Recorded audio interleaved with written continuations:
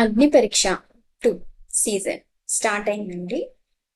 ఈ రోజు స్టార్ట్ అవుతుంది. ఈవినింగ్ 10 o'clockకి వస్తుంది. అందులో ఈ రోజు అయితే 3 మెంబర్స్ని సెలెక్ట్ చేశారు. ఒకరి శాలిని, ఒకరేమో మిథిలేష్ అండ్ ఇంకో అమ్మాయి ఝాన్సీ. ప్రోమోలో చూపించినట్టే శాలిని తోటి లైక్ నార్మల్గానే మాట్లాడిండు.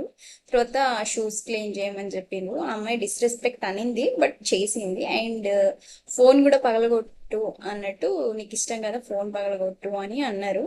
సో అమ్మాయి నేను రెడీ, బిగ్ బాస్ కోసం ఫోన్ అయితే పగలగొడతాను, పగలగొట్టేసింది. నవదీప్ గారు ముందే ఫోన్ తీసుకొని స్నాప్చాట్ చూడొచ్చా అంటే, లేదు మీరు నేను చూస్తా అంటే ఊరుకుంటారా అన్నట్టు ఆ అమ్మాయి అయితే క్వశ్చన్ చేసింది. మొత్తానికి లైక్ ఫోన్ పగలగొట్టిండు అయినా కూడా తర్వాత షూస్ క్లీన్ చేసింది. ఇంకో అబ్బాయి వచ్చాడు. ఆ అబ్బాయికి రెడ్ ఫ్లాగ్ ఇచ్చారు. ఆ, యోగా చేస్తాను అది ఇది అని అన్నాడు, కానీ వాళ్ళు ది సెడ్ నో.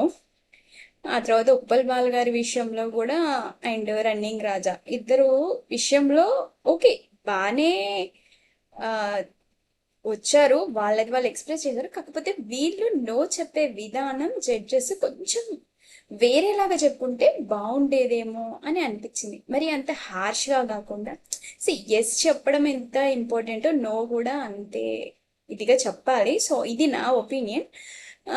ఆ నో చెప్పడం అంత హార్ష్గా కాకుండా, ఎందుకంటే అది టీవీలో మనం చూస్తాం కదా, ఏంటి వీళ్ళు ఇలానా, ఇలాంటి వాళ్ళ అనేది తెలియడం కూడా బాగోదు.